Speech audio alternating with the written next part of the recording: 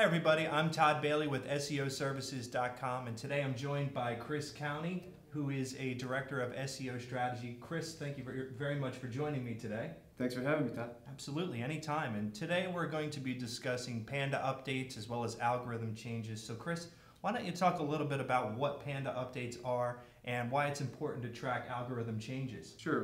Panda updates are essentially, they're named after a Google engineer who is helping Google develop algorithm changes that are going to help Google provide better results to their users.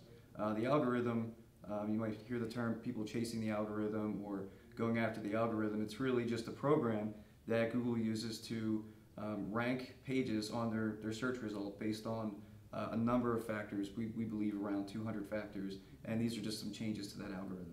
Understood. Yeah, good point. And I have heard that term, chasing the algorithm, and it's certainly not a good idea. So why is it a bad idea to put so much focus on Google's algorithm?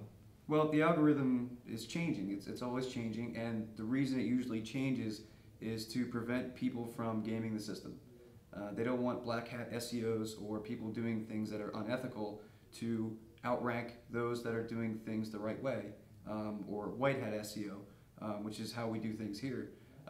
They want to try to provide the results that are actually going to deliver content that someone is going to want to read, that's going to help them perform an action or make a decision or answer their question.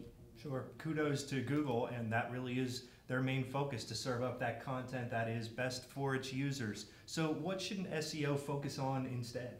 Well, you should really not ignore the algorithm, but really not focus on it and focus more on something that hasn't changed since before Google was even called Google, which is delivering high quality results to people that use their search engine, which in all essences are their customers.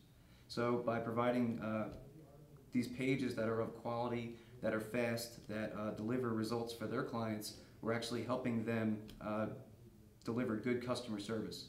Yeah, understood. So what are some of the latest updates, and what are the goodies? What's going on within the algorithm, and how do they affect some of the clients that you deal with? Well, probably the most exciting update is the what we can call the scraper update, which is where Google is trying to identify the originator of whatever content you're reading. A scraper site, for if you're not sure, is a website devoted to stealing the content of another website and then reposting it as their own. When they do this, sometimes the scraper site or the site that plagiarized will actually outrank the originator. So this latest update is geared to trying to stamp that out and knock those pages down by only giving credit to the original author of the content. Other things that are pretty important for our clients include the removal of parked domains. You might see if you do a search for a particular term and you get there and it says this domain is for sale, or the page is filled with nothing but links. By removing the spam, essentially is what it is, it gives other clients and other content-driven websites the opportunity to rank when before they didn't have the same benefit because these other sites were in the way. A great answer. Two wonderful updates that are currently going on. And how does an agency stay up to date with these changes and any other changes within the industry? That's a good question. Well, one of the ways that we can keep track is from Google itself. They have their series of blogs and a series of videos from Matt Cutts, who's the chief director of their spam team at Google, and he has his own Webmaster Tools channel. Additionally, Google has a blog, Inside Search, which they update frequently with the changes like we talked about today. Additionally, other search engine optimization websites of value, such as Search Engine Land, SEO Moz, and Search Engine Journal, and there's so many more. They provide so much valuable information to people in our industry because there is no real defined rule book as to how things work, so everyone kind of works together.